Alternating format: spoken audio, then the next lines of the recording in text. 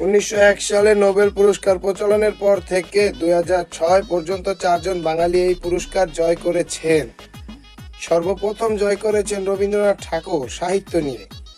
দ্বিতীয়ত জয় করেছেন 1998 সালে অমর্ত্য সেন অর্থনীতি নিয়ে। 2006 সালে ডক্টর মোহাম্মদ ইউনূস শান্তিতে এই পুরস্কার জয় করেন। কত হইল না, কত হইলো এইটা, এটা হইলো কোনটা, এখন যেটা শুনবেন এইটা। কত হইলো 2028 সালের ভিতরে আমি চাই বাংলাদেশে কমসে কম আরো 3টা নোবেল পুরস্কার দেওয়া হোক, নোবেল পুরস্কার দেওয়া হোক। 2026 সালে দেওয়া হোক ভাইরাল হিরো আলমকে।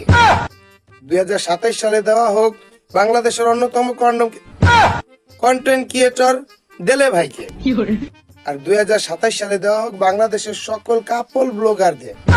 28-29 দুইটায় আবেদন করবো আমরা Dubai Sheikh Shakalaka boom boom তাকে নিয়ে, আর বাংলাদেশের প্রিন্স এলিজাবেথের ছেলেকে নিয়ে। আমরা কোন দেশে বসবাস করছি জানেন? আমরা দেশে বসবাস করছি না, আমরা রাজ্যে বসবাস করছি। বাংলাদেশে অনেক বড় বড় জমিদার প্রিন্স আছে, আমরা হইলাম এই দেশের প্রজা। আপনি আমি ধান চাষ করব, ধান বিক্রি করে এমবি ভরবো, ইন্টারনেট ভরে তাদের ভিডিও দেখব, এটাই আমাদের কাজ, আর কোনো কাজ নেই। আমাদের তো লজ্জা শরম বলতেই কিছু নেই, তাহলে আমরা বাংলাদেশে কিভাবে বসবাস করি? যাক, মালে আসেন।